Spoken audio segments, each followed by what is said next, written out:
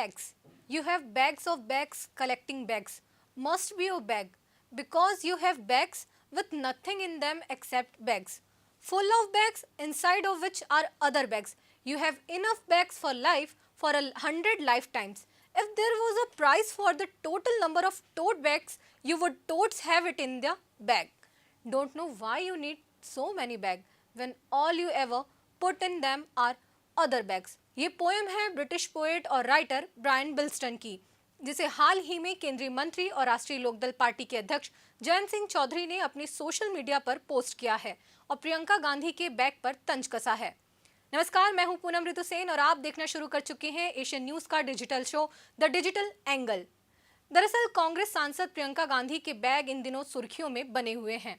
संसद का शीतकालीन सत्र इस समय जारी है और सत्र में शिरकत करने के लिए प्रियंका रोजाना नए नए बैग लेकर पहुंच रही है। कमाल की बात यह है कि उनका बैग रोजाना अपनी ओर ध्यान खींच ही लाता है।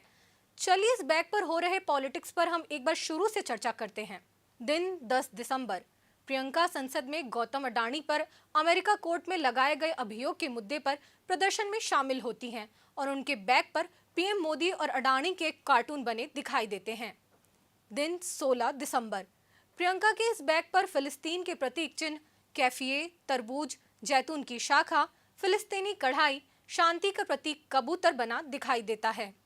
दिन 17 दिसंबर, प्रियंका फिर से संसद सत्र में शामिल होती है और इस बैग पर लिखा होता है बांग्लादेश के हिंदुओं और ईसाइयों के साथ खड़े हों।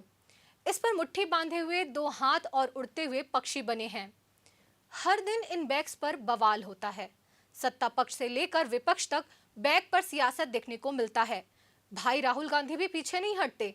मोदी अडानी भाई भाई लिखे बैग पर राहुल इसे क्यूट बताते हैं, जबकि उत्तर प्रदेश के मुख्यमंत्री योगी आदित्यनाथ ने भी यूपी विधानसभा में इसका जिक्र किया। इसके बाद 20 दिसंबर को कुछ उलट होता है, यानी इस दिन प्रियंका बैग लेकर नहीं जाती। इस दिन प्रियंका को बतौर गिफ्ट बैग मिलता है सांसद अपराजिता सारंगी से।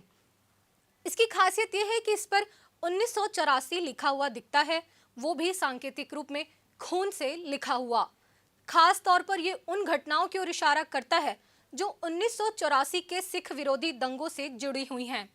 प्रियंका गांधी इस बैग को हंसी खुशी स्वीकार करती हैं और आगे बढ़ जाती हैं। कहने का मतलब, बैग जो डेली यूज का सामान है, जो हर रोज अधिकतर लड़की उपयोग करती है, लेकिन किसी को इस बात का इल्म नहीं होता कि आखिर कोई बैग देश के सियासी बयानबाजी का मुद्दा बन सकता है। अब मैं आपको फिर से उस ओर लेकर चलती हूँ जिससे इस विषय की मैंने अभी शुरुआत की थी, यानी जयंत चौधरी की कविता, जिसका हिंदी में अर्थ है कि आपके पास बैग ही बैग है, बैग इकट्ठे करना आपको पसंद है। आपके पास बैग है जिनके भीतर कुछ नहीं है सिवाय बैग के। आपके पास पूरी जिंदगी भर के लिए बैग हैं। अगर बैग के लिए कुछ इनाम होते तो आपके पास बैग ही बैग होते। नहीं पता कि आपको इतने बैग की जरूरत क्यों है, जब आपको बैग के भीतर बैग ही रखने हैं। इस कविता के कई मायने हैं, जबकि बैग के नाम पर किसी मुद्दे को हाईलाइट करना भी अपने आप में यूनिक है। आप क्या सोचते हैं इस बारे में कि क्या कोई बैग संसद लेकर आ जाने से सांसद होने का फर्ज पूरा कर जाएगा?